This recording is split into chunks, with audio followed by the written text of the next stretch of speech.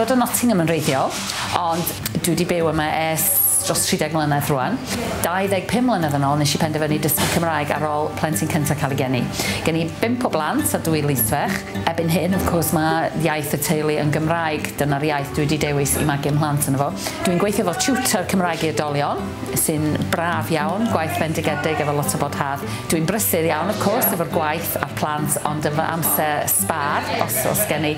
Dwi'n hoffi cadw'n heini a dwi'n byw mewn lle delfrydol yn pentre bach o'r enw Dinorwig, wrth Llanberis, lle mae'n handi iawn, nofio'n llyn, rhedeg dros y mynyddoedd a beicia ar y tracia hyfryd.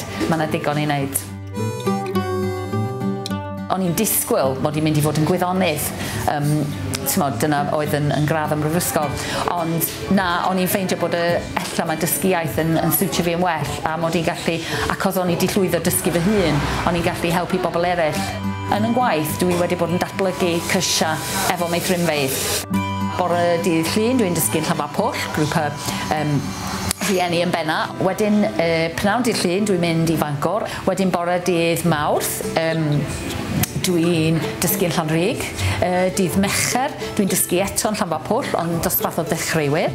Bore dydd Iau, dwi eto yn Llanrug efo cwrs newydd sbon. A pnawn dydd Iau, dwi eto nôl ym Mangor efo criw arall o pobl sydd wedi bod yn dysgu ers mis Medi.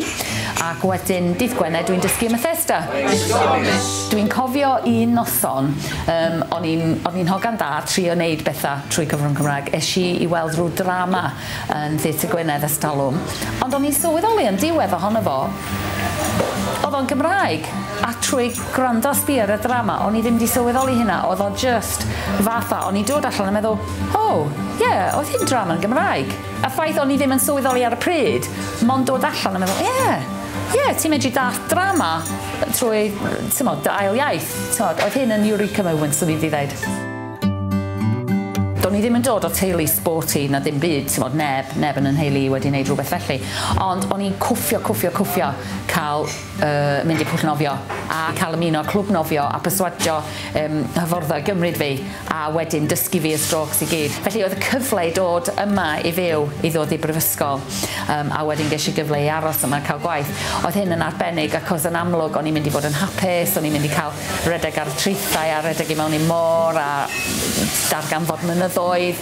Ac oedd byw yn yr ardal yma a sbïo'r llyn, o'n i wedi clywed bod yna ras i fyny Llyn Padarn ac o'n i'n meddwl fy hun, fyddai byth yn gallu gwneud hynna. Fyddai byth. Dwi'n trio golchi salad adra yn geia a dwi'n colli circulation, mae dwylo mynd yn wyn. Dwi'n cofio y tro cyntaf nes i llwyddo wneud y ras yna.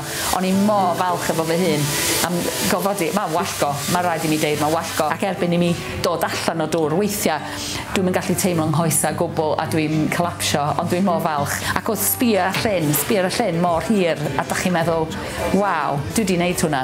A mae siocled boeth yn neis ar diwedd yn dydy.